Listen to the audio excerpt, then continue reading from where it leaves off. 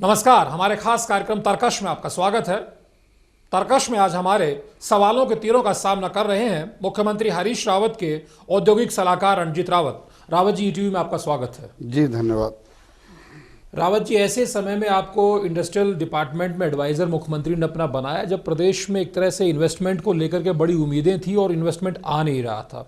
केंद्र से जो रियायतें थी वो रियायतें खत्म हो गई और एक तरह से प्रदेश के सामने चुनौती थी कि इन्वेस्टमेंट को लेकर के आए। काफ़ी समय से आप इस डिपार्टमेंट को देख रहे हैं, तो क्या आप पाते हैं कि कुछ निवेश के लिहाज से, इन्वेस्टमेंट के लिहाज से कुछ अच्छा कर पाए? आप क्या लगता है आपको? देखिए, मैं कहना चाहूँगा इस मौके पे कि हमारी सबसे बड़ी उपलब्धि है जो एक आशंका व्यक्त की जा रही थी कि रियायत ख़त्म होते ही सारे उद्योग जो हैं यहाँ से अपना पैकअप कर लेंगे, समेटना शुरू कर देंगे, यहाँ से भाग जाएंगे। वो हमारी उपलब्धि है कि अधिकांश उद्योग जो हैं, अगर अपवाद के तौर पर एक आध % लोगों को छोड़ दें तो ज़्यादातर उद्योग जो है यहाँ बने हुए हैं जिनकी रियायतें ख़त्म हो गई हैं, जिनको अपनी यूनिट लगाए हुए 10 साल से अधिक का समय हो गया है। और हर बड़ी कंपनी यहाँ पर है, चाहे वो टाटा हो, अशोक लेलैंड हो, हिंदुस्तान लीवर हो, किबरी हो, या आपका बजाज हो या दूसरी कंपनियाँ हो, सारी कंपनियाँ यहाँ पर हैं और वो बनी हुई हैं। ये हमारी उपलब्धि है। और जहाँ तक नए उद्योगों को लाने की बात है तो केंद्र का इतना सौतेलापन है, बेरुखापन है कि हर जगह जो है हमारे लिए अड़चनें पैदा की जा रही हैं। उसके बावजूद हमने जो है कुछ उद्योगों को यहाँ लाने में सफल हुए हैं। हमारे यहाँ मरचूला में जो हमने एक इंडस्ट्रियल एस्टेट बन रहा है इस समय, वहाँ पर हम पीतल उद्योग लगा रहे हैं। और सोने को, कच्चे सोने से उसको ज्वेलरी या दूसरे स्वरूप में परिवर्तित करने के लिए कुछ यूनिटें यहाँ पर आना चाहती है, जिसमें करीब 15-16 यूनिटें तो रुद्रपुर में लग चुकी हैं, लेकिन अब वो एक पार्क की मांग कर रहे हैं, इंडस्ट्रियल पार्क की, तो उनके लिए भी हम जगह ढूंढ रहे हैं। और आपका सहारनपुर का जो काष्ठकला उद्योग है वो भगवानपुर में अपने लिए जगह मांग रहा है, तो उनको हम जगह दे रहे हैं। और भी उद्योग जैसे सोलर इंडस्ट्री है, वो हमारे यहाँ ये 130 मेगावाट के MOU हम कर चुके हैं, अनुबंध कर चुके हैं, MOU नहीं बल्कि, और 100 मेगावाट का हमने अभी फिर किया है और करीब 150 मेगावाट का हम मार्च के बाद फिर करने जा रहे हैं।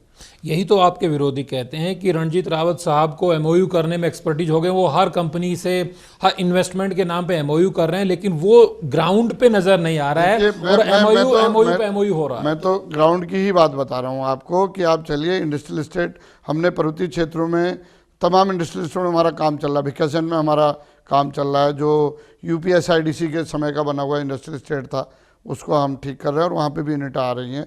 मरचूला में हम नया इंडस्ट्रियल एस्टेट बना रहे हैं। और जो हमारे सितारगंज में वहाँ कोक जा रही है।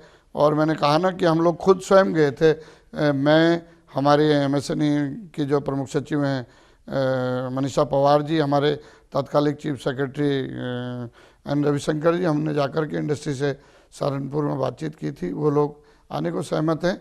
लेकिन ये तो ऐसा हो गया ना कि अगर आप MOU नहीं करेंगे, मतलब आप लड़के के लिए रिश्ता नहीं खोजेंगे तो शादी कहाँ से होगी? यही तो कहा जा रहा है कि रिश्ते आप किए जा रहे हैं लेकिन लड़की की शादी होती नजर नहीं आ रही है। निश्चित रूप से रिश्ते पहले होंगे, तय किए जाएंगे, तब शादी होगी। तब हम अपने जो हमारे सहयोगी हैं, वैसे विरोधी कहा जाता है राजनीति में, लेकिन हैं तो हम एक राज्य के, तो उनको हम दावत पे निश्चित रूप से बुलाएंगे, उनको ये बिरयानी खिलाएंगे। मुख्यमंत्री लगातार एक चीज को रख रहे हैं कि 3 ऐसे सेक्टर हैं जिनमें अगर हम आगे बढ़ेंगे तो प्रदेश की तस्वीर और जो है बदली जा सकती है। एजुकेशन है, एग्रीकल्चर है, या फिर जो हस्तशिल्प है, हथकरघा उद्योग है। इस लिहाज से मुख्यमंत्री के हाथ आप कितना मजबूत कर रहे हैं? देखिए, मुख्यमंत्री जी बहुत ज़्यादा क्रिएटिव हैं, वो 24 घंटा ऑन रहते हैं और सोए में भी सोचते हैं। और जिस तरह से उन्होंने हर क्षेत्र में, शिक्षा का क्षेत्र हो, खेल का क्षेत्र हो, अब कल ही हम खली को लेकर के हल्द्वानी गए थे, उनके हम 2 फाइट CWE की यहाँ WWF की तर्ज पे कराने जा रहे हैं। तो वो हर क्षेत्र में सोचते हैं। ऐसा नहीं, संभावनाएं इस प्रदेश में बहुत ज़्यादा है, चाहे पर्यटन का हो, चाहे हर्बिकल्चर का हो, फ्लोरिकल्चर का हो, आपके जो वन उपज हैं, हमारे जो औद्यानिक उपज हैं, जो हमारे कृषि उपज हैं, उन पर आधारित फूड प्रोसेसिंग के प्लांटों का हो, सोलर एनर्जी का हो, हमारे हाइड्रो एनर्जी का हो, या जो है उसके अलावा जो हमारी एग्रीकल्चर बेल्ट है उसमें एग्रो बेस्ड इंडस्ट्री का हो, और ऐसा नहीं, इंडस्ट्री हमारे पास काफ़ी है, लेकिन सब मैदानी क्षेत्रों में है। वो हरिद्वार, देहरादून और थोड़ा नैनीताल में भी बहुत कम है, उधम सिंह नगर में। तो मुख्यमंत्री जी का ये है कि अब प्रभुत्व की तरफ उद्योगों को ले चलें। तो हम वाइनरी, डिस्टिलरी से लेकर के फूड प्रोसेसिंग में तमाम, जैसे फलों को का फूड प्रोसेसिंग है, इसीलिए सीएम साहब ने FL2 की ये नीति बनाई। और उसमें तो बवाल मच गया, लोगों ने कहा कि बवाल तो देखिए, कुछ तो लोग कहेंगे, लोगों का काम है कहना। FL2 बढ़िया चल रहा है। पहले प्राइवेट कंपनी के पास FL2 का काम था, 70% काम 2 कंपनियां कर रही थी। आज 40 कंपनियां यहाँ पर काम कर रही हैं, सबको काम मिल रहा है। और करीब करीब मैं कहना चाहूँगा कि 250 करोड़ रुपया राजस्व हमारा पिछले साल से बढ़ रहा है। लेकिन विपक्ष तो कहता है कि FL2 सिर्फ इसलिए किया गया कि जिस तरह लगातार नेता प्रतिपक्ष रहता है, अजय भट्ट ने कहा कि अंडर द टेबल कोई सेटिंग हो गई। पहले भी जब कांग्रेस की सरकार थी 2002 से 7 तक, तो FL2 का यही पैटर्न था। कुमाऊं मंडल निकाय निगम और गढ़वाल मंडल विकास निगम को एक काम दिया गया था। सेटिंग के तहत भारतीय जनता पार्टी की खंडूरी सरकार ने ये काम प्राइवेट कंपनियों को दिया था, बल्कि उनकी अनविलिंग की वजह, मैं कहना एक कठोर सत्य है, वो इच्छुक नहीं थे। लेकिन दिल्ली से उनको फोन आया उनके हाईकमान का कि मेरे पास ये फला फला व्यक्ति बैठे हैं, इनको आप FL2 का काम दो, और उनको देना पड़ा। और तब से लगातार वो उन्हीं कंपनियों का एकाधिकार यहाँ चल रहा था। आज वो कंपनियाँ कोर्ट कचहरी से लेके प्रेस कॉन्फ्रेंस से लेकर के तमाम तरह के हथकंडे अपना रही, बार बार र्यूमर फैलाते हैं। लेकिन मैं कहना चाहता हूँ FL2 का काम बढ़िया चल रहा है और 250 करोड़ राजस्व हमें ज़्यादा मिलेगा इस साल। तो इसी तरह और काम भी है। अब उन्होंने एक हवा बना दिया कि 1500 करोड़ रुपया खा गई राज्य सरकार, भारत सरकार ने दे दिया, जबकि नीति आयोग ने संस्तुति की, भारत सरकार ने पैसा दिया नहीं और राज्य सरकार पे आरोप लगा दिया। तो आज जो विपक्ष है, मैं कहना चाहूँगा वो गंभीर नहीं है। भाजपा अध्यक्ष तो कहते हैं कि चाहे तो मुख्यमंत्री पब्लिकली उनके साथ डिबेट कर लें, वो साबित करेंगे कि 1509 करोड़ का खेल हुआ है, गबन हुआ है। वो साबित करे ना, सारी एजेंसियां उनके पास है, भारत सरकार उनके पास है। वो भारत सरकार से एक प्रक्रिया है पैसा आने की। रिजर्व बैंक जो है पैसा देता है राज्य सरकार को। रिजर्व बैंक का ड्राफ्ट नंबर या चेक नंबर या उनने RTGS किया हो, किस नंबर से किस खाते में किया, उसको तो लाएं सबसे पहले। पहाड़ में MSME को ले जाने की बात होती है, क्या उस लिहाज से भी लगातार मुख्यमंत्री उस पर एम्फसाइज कर रहे हैं, जोर दे रहे हैं? तो क्या उस लिहाज से भी कुछ काम कर रही है? देखिए, माननीय मुख्यमंत्री जी को अभी 2 साल हो गए। 1 साल तो नीति बनाने में लग गया, और पहले तो हमारी सरकार पे, मतलब हरीश रावत जी की सरकार पे कोई भरोसा नहीं कर रहा था। मतलब हर दफे मीडिया वाले भी कह देते थे सरकार अगले हफ्ते चले जाएगी, कोई कहता था 15 दिन में चली जाएगी, कोई कहता 6 महीने। लेकिन अब तो आप लोग मजबूत हैं। लेकिन मैं कहना चाहता हूँ, साल भर तो सरकार के स्थायित्व पर लग गया और नीतियों को बनाने में लग गया। अब उसके रिजल्ट आने शुरू हुए हैं, और आप देखिए अभी हमारे पास साल भर है, और इस साल के अंदर हम काफ़ी जो है उद्योगों को पहाड़ में स्थापित ही नहीं करेंगे, उनका प्रोडक्शन करके आपको दिखाएंगे।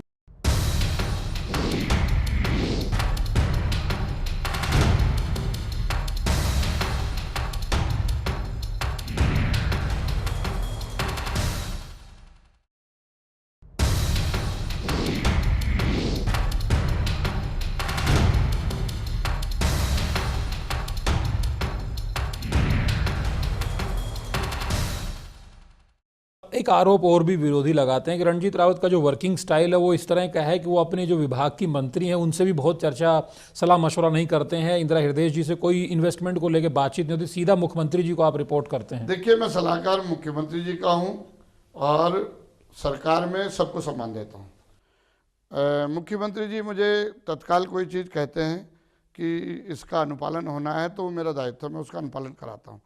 उसमें मैं ये तो नहीं कहता कि कोई कोताही नहीं होती होगी। अगर कहीं ऐसा हुआ है चाहे अनचाहे में, तो मैं आपके माध्यम से सॉरी कहना चाहता हूँ उन लोगों से जिनको अगर कहीं ऐसा, हम तो सोच रहे हैं हम एक टीम के लोग हैं, सहयोगी हैं, मैं काम करूँ आप करो, काम तो सरकार का कर रहे हैं।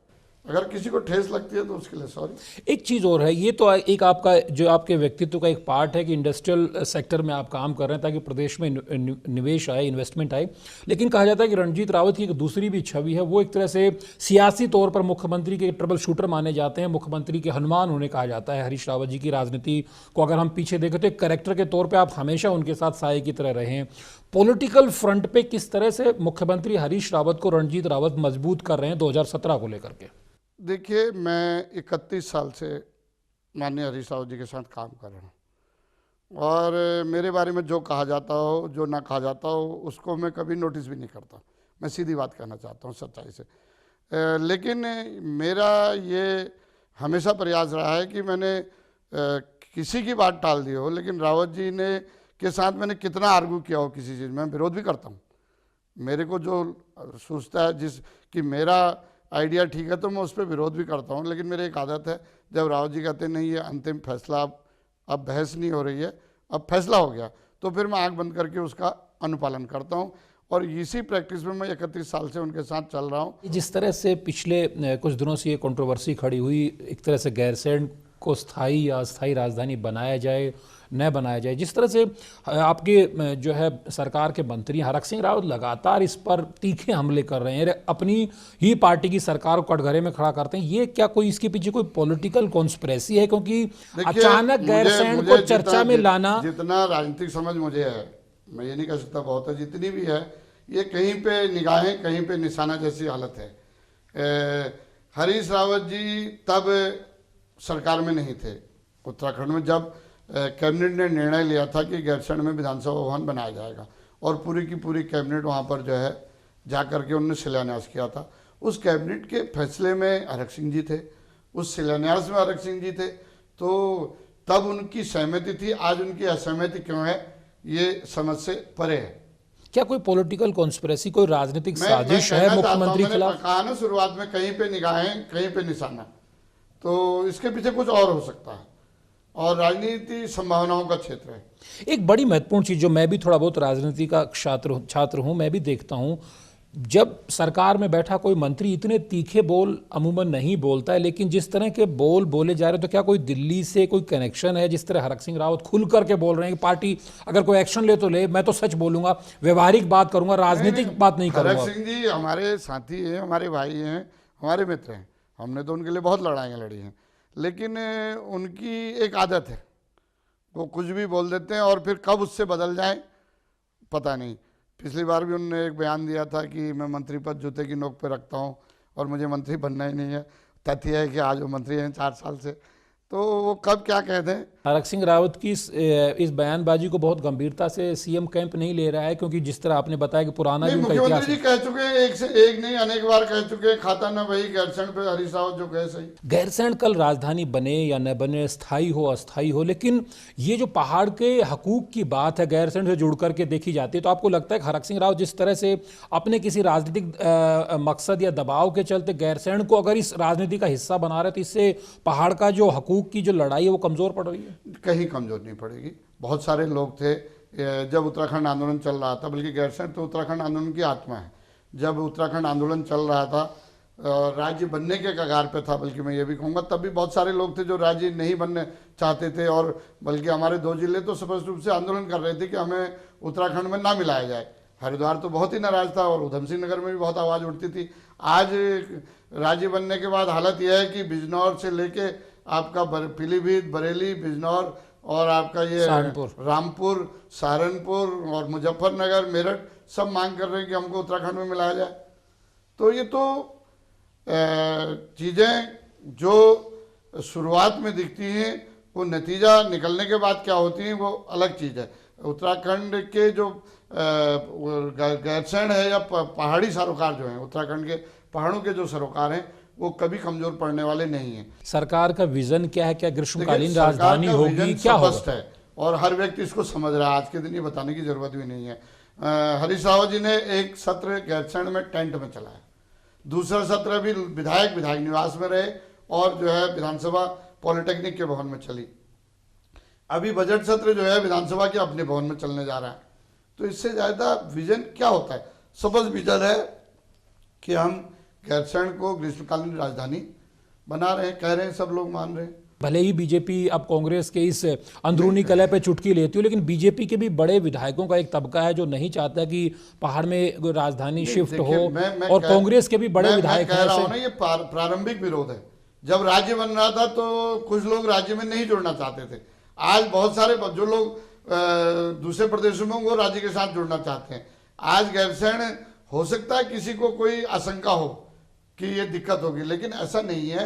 पहाड़ के लोग जो हैं वो हमेशा राष्ट्रीय सोच के लोग रहे और इस देश को सबसे ज़्यादा बलिदान देने वाले लोग रहे। चाहे स्वतंत्रता संग्राम का आंदोलन आप उठा करके देख लीजिए, मैं तो ऐसे क्षेत्र से आता हूँ, शहर से, जहाँ 350 से ज़्यादा स्वतंत्रता संग्राम सेनानी लोग हैं और जिसको महात्मा गांधी जी ने कुमाऊं की बारडोली कह करके सम्मानित किया। तो या आप आज़ादी का आंदोलन के बाद जो है, जो आज़ाद हिंद फौज में थी उसमें भी हमारे लोग थे। वीर चंद सिंह गढ़वाली जी ने लाहौर में जो है बिगुल फूका था बगावत का। और उसके बाद जो सेना में है, आप सेना में उठा करके देख लीजिए, चाहे भारत चीन का युद्ध हुआ हो 62 का, या पाकिस्तान के साथ युद्ध हुआ हो, या आपका 71 का युद्ध हुआ हो, या कारगिल का युद्ध हुआ हो, या आज जो आतंकवाद के साथ लड़ रहे हैं, सबसे ज्यादा कुर्बानी देने वाले लोग। लेकिन राजनीतिक लिहाज और राजनीतिक लिहाज से भी मैं कहना चाहूंगा, आपके लिए सेंसिटिव तो मुद्दा है, मैं कहना चाहूंगा स्पष्ट रूप से, राजनीतिक लिहाज से भी उत्तराखंड की सोच हमेशा राष्ट्रीय रही है और उत्तराखंड ने उत्तर प्रदेश को, और बल्कि संयुक्त उत्तर प्रदेश को गोविंद वल्लभ पंत जैसे मुख्यमंत्री दिए, उत्तर प्रदेश को सीबी गुप्ता, नरेंद्र तिवारी और बहुगुणा जी जैसे मुख्यमंत्री दिए। तो उत्तराखंड के लोग राष्ट्रीय सोच के लोग हैं, वो देश के हर वर्ग के साथ, हर क्षेत्र के साथ मिलकर रहना जानते 2017 मिलकर रहना जानते हैं। और उन्होंने उत्तराखंड राज्य बनने के बाद ये सिद्ध किया है कि जो लोग कहते थे हम उत्तराखंड में नहीं रहना चाहते, हमको उत्तराखंड से बाहर करो, आज उनको तो छोड़िए, उनसे लगे हुए और जो जिले मैंने बताए वो सब उत्तराखंड में मिलना चाहते हैं।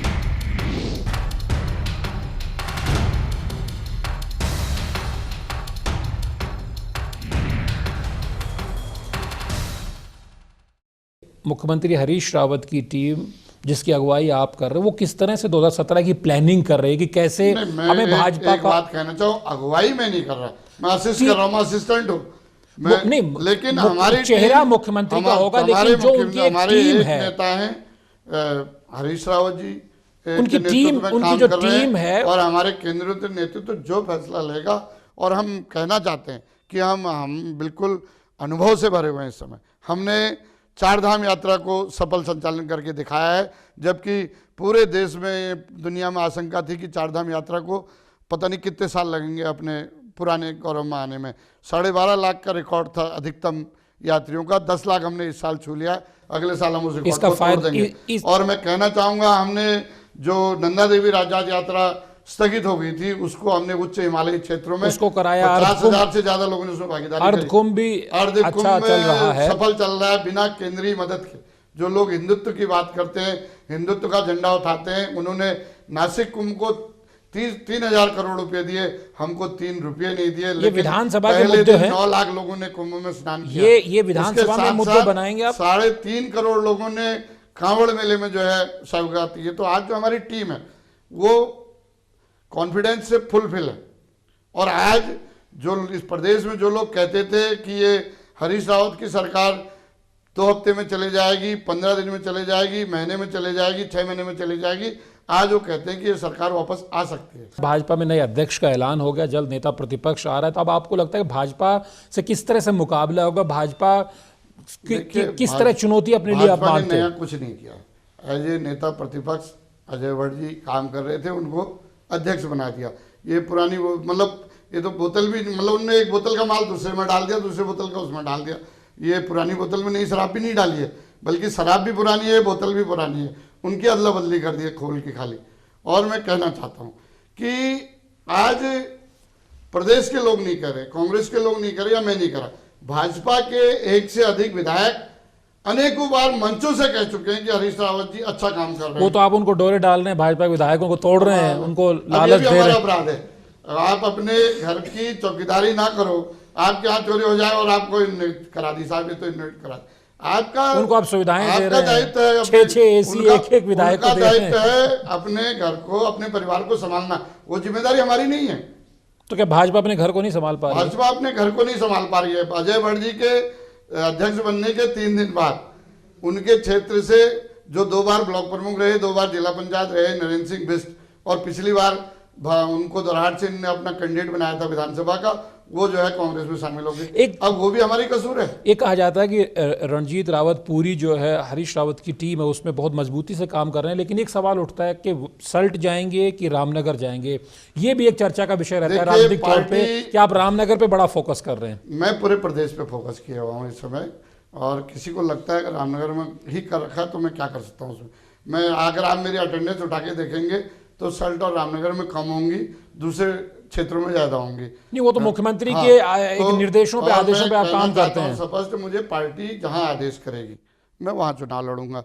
अगर पार्टी कहेगी नहीं लड़ना है तो मैं उसमें भी सहमत हूँ। मैं अपने भाई हरक सिंह रावत की तरह बहुत जल्दबाज नहीं हूँ। मुख्यमंत्री हरीश रावत एक वन मैन आर्मी के तौर पे लगातार काम कर रहे हैं, पूरे प्रदेश में घूम रहे हैं, लेकिन मंत्री बहुत सक्रिय नजर नहीं आ रहे, उतना एक्टिव नजर नहीं आ रहे। प्राकृतिक चीज है पवन जी। मैं कल खली के साथ था, मुझे भी लग रहा था उनकी देख करके, उनके शरीर को, उनके हाइट को देख के मैं कुछ नहीं हूँ इनके आगे। तो जब एक कोई आदमी हरीश रावत जैसी शख्सियत जो 18 घंटे 19 घंटे काम ही काम करती है, अस्वस्थता में भी काम करती है, आज भी पिछले 7-8 दिन से ज्वर में हैं, फीवर में हैं और सर्दी जुकाम से पीड़ित हैं, लेकिन रोज काम कर रहे हैं। नहीं, मंत्री भी तो कहते हैं वो भी तो अपना काम कर रहे हैं, लेकिन उनको काम करने का मौका नहीं मिलता। तो किसी को लग सकता, मैं कह रहा हूँ ना मानव स्वभाव, मुझे लग रहा था कल खली के साथ कि मैं कुछ नहीं हूँ। आप कह रहे हो आप तो अनुमान हो, आप ये हो, मुझे खली के आगे लग रहा था मैं तो कुछ भी नहीं हूँ।